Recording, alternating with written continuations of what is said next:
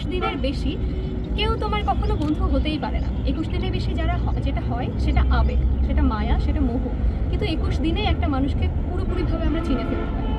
আর বন্ধু বলতে গেলে সবার আগে আমাদের নিজেদেরকে বন্ধু ভাবা উচিত। আয়নার সামনে দাঁড়িয়ে আমরা যখন নিজেদের সঙ্গে নিজেরা কথা বলি দিন শেষে, বা নিজেদেরকে নিজেরা বিভিন্ন ধরনের প্রশ্ন করি, আয়নাতে যে প্রতিবিম্ব আমরা দেখতে পাই, যে ফেসটা আমরা দেখতে পাই, অনেক সময় আমরা বাইরের মানুষের কাছে সেম রিয়াকশনটা এক্সপ্রেস করতে পারি না। বাইরের মানুষ আমাদের যেটা দেয় সেটা সান্ত্বনা, কিন্তু দিন শেষে আমাদের নিজেকেই নিজেদের সামলাতে হয়, আগলে রাখতে হয়। আমার বন্ধু আমি, আর আমি আমার সঙ্গে বন্ধুত্ব করেই খুশি। আর বাকি যারা আমার জীবনে আসে তারা আমার শুভাকাঙ্ক্ষী, এরা আমার ভালো চায়। আজকে চাচ্ছে কালকে নাও যেতে পারে, কিন্তু আমি সবসময় আমার ভালো চাইবো, এটা আমি জানি। এই কারণে আমার বন্ধু আমি, সকলেরই বন্ধু তাদের নিজেদের হওয়া উচিত।